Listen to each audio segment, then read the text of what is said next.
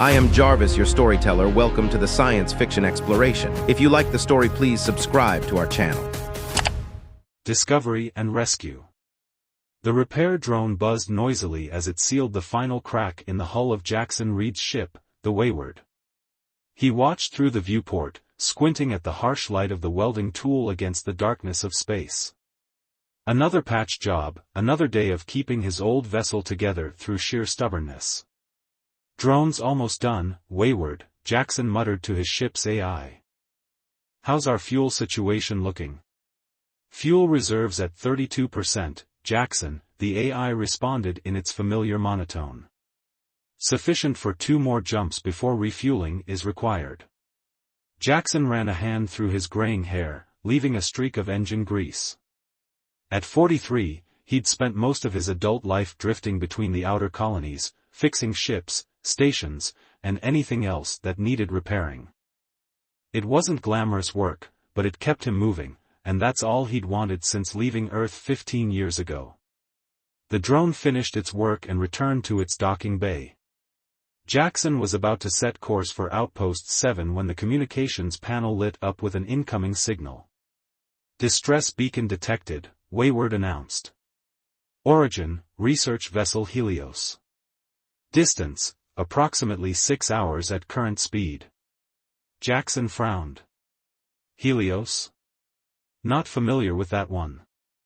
Corporate or independent?" "Registry indicates Helios belongs to Nexus Exploration, a subsidiary of Vanguard Industries." "Vanguard," Jackson muttered. The megacorporation had its fingers in everything from terraforming to weapons development. "Any details on the nature of the distress call?" "Automated emergency beacon only. No verbal communication. Signal indicates critical system failure." Jackson hesitated. Corporate vessels usually had their own rescue protocols, and Vanguard wasn't known for its generosity toward independent operators. Still, no decent spacer ignored a distress call, corporate or otherwise. "Plot a course, Wayward. Let's see what we're dealing with." 6 hours later, the Helios came into view. The research vessel was massive compared to Jackson's modest ship, its sleek design marred by visible damage along the port side. Most concerning was the complete lack of running lights or visible power signatures. "No response to hails," Wayward reported. "Sensors indicate minimal life support functioning on emergency power. No life signs detected." Jackson studied the ship through the viewport. "Looks like they took some kind of hit. Maybe a meteorite cluster or..." He trailed off, noticing unusual scoring patterns along the hull. Those didn't look like impact damage. They looked more like weapon strikes. "Prepare docking procedures," he decided. "And run a full scan for any active weapon systems or booby traps." After securing the Wayward to one of the Helios's auxiliary docking ports, Jackson suited up. His environment suit was well-worn but reliable, with custom modifications including enhanced scanning capabilities and reinforced plating, necessary precautions for someone who frequently boarded damaged vessels. "If I don't report back in 3 hours, disengage and send my findings to Colonial Authority," he instructed Wayward before cycling through the airlock. The corridors of the Helios were dimly lit by emergency lighting, casting long shadows across the walls. Jackson moved cautiously, his helmet lamp illuminating the path ahead. The air was breathable but thin, suggesting the life support systems were failing. "What were you researching out here, Helios?" Jackson muttered to himself, examining a damaged console. The screens were shattered, and something dark had splattered across the walls. He didn't need his scanner to recognize dried blood. He continued deeper into the ship, documenting evidence of violence everywhere he turned. Bullet holes peppered the walls, and several security doors had been forcibly breached. This wasn't an accident or system failure, the Helios had been attacked from within. Following the ship's schematics downloaded to his suit, Jackson made his way toward the research labs in the vessel's core. The main lab doors were sealed with a security lockdown, but Jackson's years of mechanical experience made short work of the damaged control panel. "Let's see what was worth killing for," he murmured as the doors slowly parted. The laboratory beyond was in shambles. Equipment lay scattered and broken across the floor, and more dark stains marked the conflict that had occurred. But what drew Jackson's attention immediately was the massive containment chamber dominating the center of the room, or rather, what remained of it. The reinforced glass was shattered outward, and thick restraints hung empty from the chamber's interior. Whatever had been held inside was gone, but the size of the chamber suggested something enormous. Jackson's scanner picked up a faint energy signature coming from a door at the far end of the lab. He approached cautiously, noting that this door, unlike others on the ship, showed signs of being secured from the outside. Heavy bolts and chains had been attached, though they now lay broken on the floor. The room beyond was dark, but his helmet lamp revealed what appeared to be a storage area converted into a makeshift holding cell. And there, curled in the corner, was something that made Jackson freeze in his tracks. A creature unlike anything he had ever seen lay motionless on the floor. Its body was covered in scales that shimmered with an iridescent blue-green hue even in the dim light. Great wings, now tattered and bound with some kind of energy restraints, were folded awkwardly against its serpentine body. It resembled the dragons of Earth mythology, but with features that marked it as something undeniably alien: multiple rows of eyes currently closed, bioluminescent markings along its spine, and what appeared to be specialized breathing apparatus at the base of its neck. And it was chained. Heavy metal restraints bound its limbs and neck to the floor, the cruel implements digging into the creature's scales, leaving raw wounds that leaked a silvery fluid. "My God," Jackson whispered, taking a cautious step forward. The creature's eyes snapped open, all of them, revealing pupils that glowed with an inner light. A low, resonant growl filled the room, and Jackson felt the vibration in his chest more than heard it. He raised his hands slowly. "Easy now. I'm not here to hurt you." The dragon, for lack of a better term, strained against its restraints, its growl intensifying. Jackson noticed something he'd missed before. Behind the creature, partially hidden by its body, was a smaller version of itself. A child, huddled against the adult for protection. Understanding dawned on Jackson. Not just a prisoner, but a mother protecting her young. "They experimented on you," he said quietly, his scanner picking up evidence of surgical procedures and chemical markers in the creature's blood. And then something went wrong. The dragon's growl subsided slightly, its glowing eyes fixed on Jackson with unmistakable intelligence. Jackson knew he should back away, call for corporate security, wait for the proper authorities. This was Vanguard property, and interfering with their research, no matter how questionable, would make him a target. But as he looked at the wounded creature and its frightened offspring, Jackson felt something he hadn't experienced in years: absolute certainty about what he needed to do. "I'm going to get you out of here," he decided, reaching for his tool belt. "Don't know where we'll go, but anywhere's better than this." The dragon watched warily as Jackson approached the first of the restraints. The lock was complex, but Jackson hadn't met a mechanism he couldn't crack. As he worked, he spoke softly, more to calm himself than the creature. "Name's Jackson Reed. I fix things for a living. Ships, stations, machinery. Never tried to fix a situation quite like this, though." The first lock clicked open. "Don't know what you are or where you came from, but nobody deserves to be treated like this." The restraint fell away, revealing a deep wound beneath. The dragon flexed its freed limb cautiously, watching Jackson with an inscrutable expression. Moving to the next restraint, Jackson continued working. "My ship's not big, but it'll get us away from here. After that." He shrugged. "We'll figure something out." One by one, the restraints fell away. With each release, the dragon seemed to grow more alert, its breathing steadier, though it made no move to attack. The young one remained hidden, occasionally making soft chirping sounds. As Jackson removed the final restraint from the dragon's neck, an alarm suddenly blared throughout the ship. Warning, reactor core instability detected. Critical failure imminent. Evacuation recommended. Jackson checked his scanner. Damn.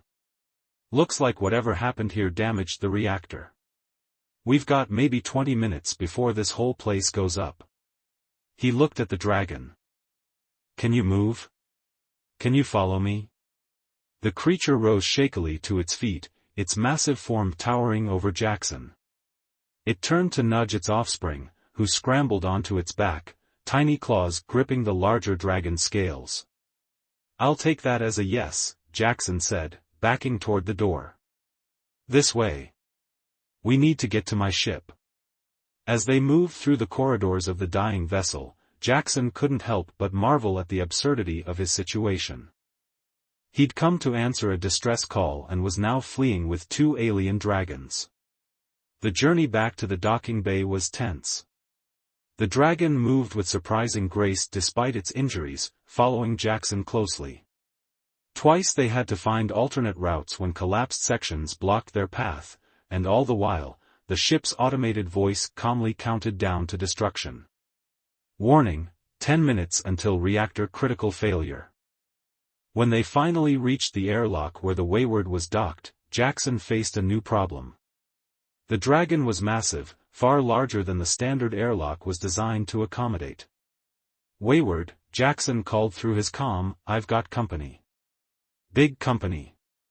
We need to create a direct seal between ships. Prepare for emergency docking protocol override.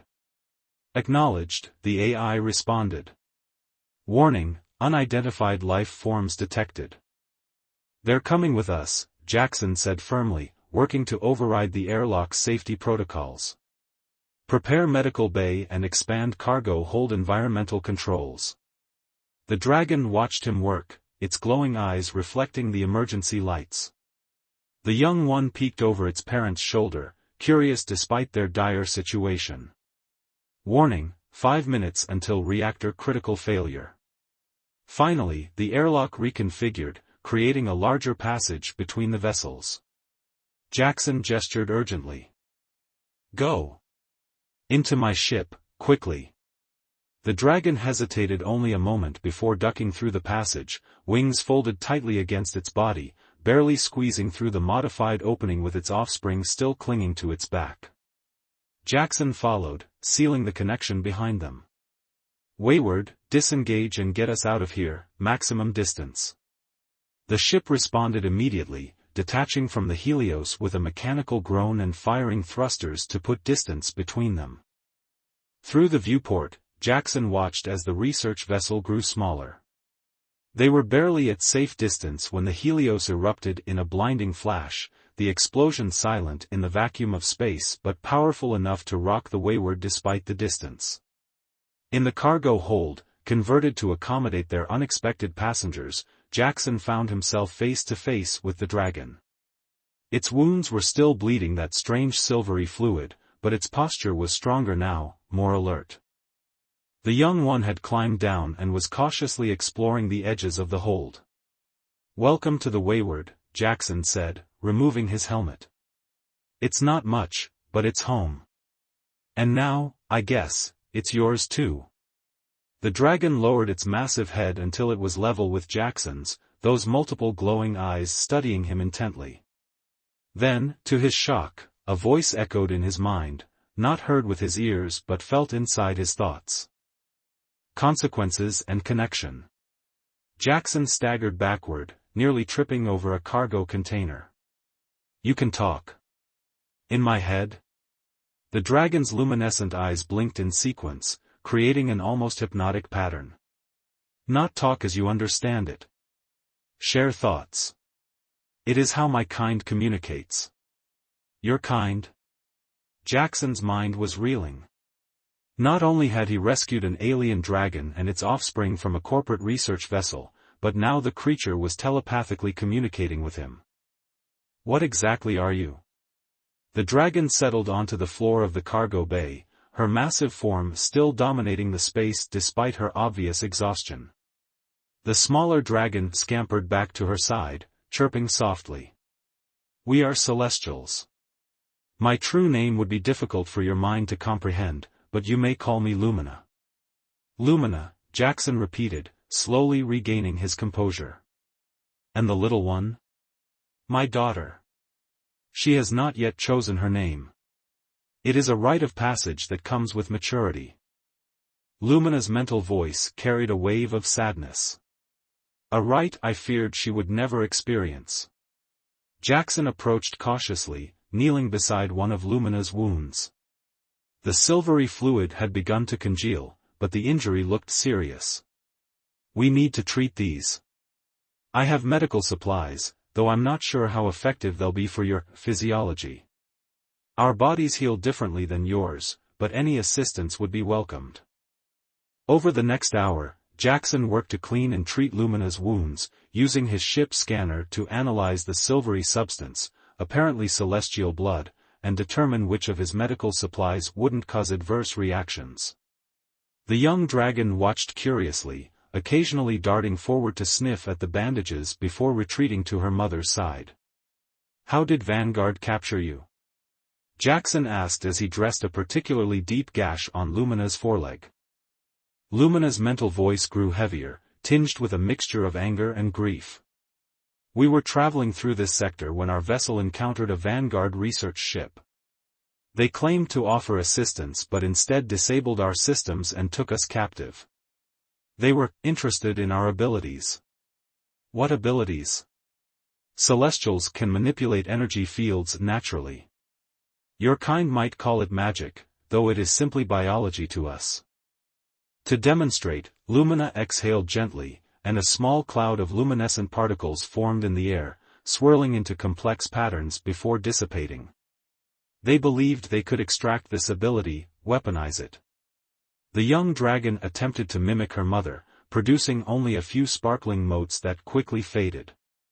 Lumina's thoughts carried a hint of pride. She is still learning. Jackson finished bandaging the last of the accessible wounds. And what happened on the Helios? When I arrived, it looked like a war zone.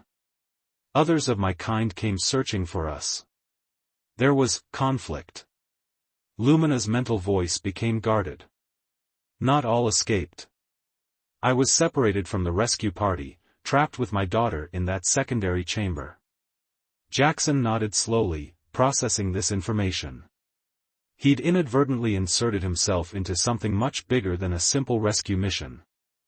If Vanguard had been experimenting on these beings, and if there were more Celestials out there looking for their missing kin, he was now caught in the middle of a potentially devastating situation. Wayward, he called out. Status report. Current speed at maximum sustainable thrust, the AI responded. No pursuit detected. Fuel reserves at 21%. Plot a course to Halcyon Station, Jackson decided. We need supplies and a place to lay low while we figure this out. Acknowledged. Arrival estimated in 17 hours. Lumina shifted, her wings adjusting to a more comfortable position. These humans who captured us, will they search for us? Vanguard? Absolutely, Jackson confirmed grimly. They don't take kindly to losing valuable assets, much less having their ships destroyed. Though they might assume you died in the explosion. They will know we survived. They placed tracking devices beneath our scales during their experiments. Jackson cursed under his breath. Can you locate them? In response, Lumina twisted her neck, exposing a patch of scales that glowed faintly with an unnatural light. Here. And another in my daughter. Using his scanner, Jackson detected the small implant emitting a steady signal. I can remove these, but we need to do it quickly before they triangulate our position. Working carefully with his most precise tools, Jackson extracted the tracking devices, one from Lumina's neck and a smaller one from the young dragon's hind leg. Both creatures remained surprisingly still during the procedure, though the younger one whimpered softly when the implant was finally removed. Wayward, prepare the airlock for emergency jettison, Jackson instructed, placing the tracking devices in a small container. Once the trackers were expelled into space, heading in the opposite direction from their actual course, Jackson returned to the cargo bay with ration packs and water. "Not sure if our food will suit you, but it's all I have until we reach Halcyon." Lumina examined the offerings. "We can consume these for now." Celestials adapt quickly to different sustenance. As they shared this strange meal, Jackson realized the magnitude of what he'd done. By rescuing these beings, he'd made himself an enemy of one of the most powerful corporations in colonized space. There would be no going back to his life as a freelance mechanic, at least not anytime soon. "We'll need a plan once we reach Halcyon," he said, more to himself than to Lumina. "Vanguard has contacts everywhere. And you two aren't exactly inconspicuous." "We can alter our appearance somewhat," Lumina responded, her scales shifting color slightly to demonstrate. "Though not enough to pass as another species entirely." Jackson nodded thoughtfully. "We'll need to find someone trustworthy. Someone with connections who can help get you safely back to your people." "And you, Jackson Reed? What will become of you when we are gone?" The question caught him off guard. He'd been so focused on their immediate survival that he hadn't considered his own future beyond this crisis. "I'll figure something out. Always do." Lumina studied him, her multiple eyes blinking in that strange, sequential pattern. "You sacrificed your safety for beings you did not know. Why?" Jackson was silent for a long moment. How could he explain the visceral reaction he'd had to seeing them chained and wounded? The immediate certainty that he had to help? "Because it was right," he said finally. "And there aren't enough people doing what's right these days." The young dragon had fallen asleep, curled against her mother's side.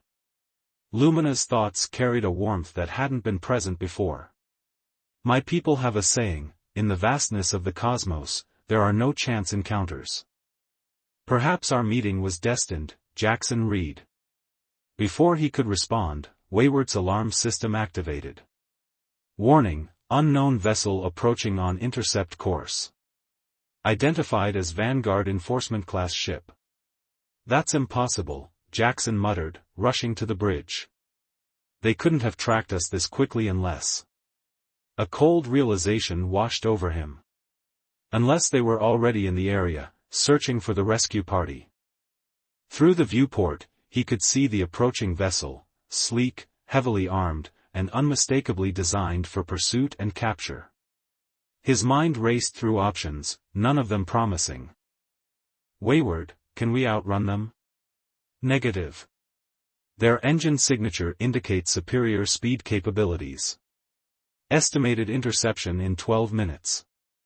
Jackson felt Lumina's presence behind him, the cargo bay door barely accommodating her massive form as she squeezed through to the bridge.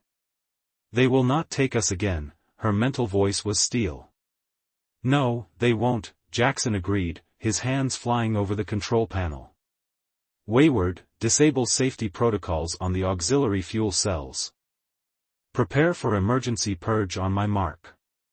Warning, procedure violates multiple safety regulations and may result in catastrophic damage. Just do it."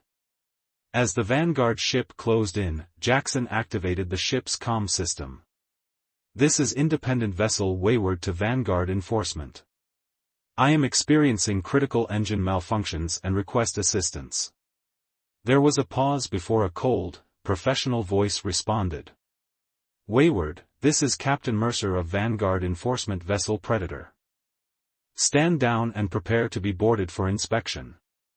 "Understood, Predator. Be advised, I'm venting plasma from a damaged coolant line. Approach with caution." Jackson gestured for Lumina to move back from the viewport. "When I give the signal, you and your daughter need to brace yourselves in the cargo bay. This is going to get rough." "What are you planning?" "Something incredibly stupid," Jackson admitted, his eyes fixed on the approaching ship. It had slowed, cautious of the supposed plasma leak. "Wayward, target auxiliary fuel cell purge directly at their sensor array. On my mark.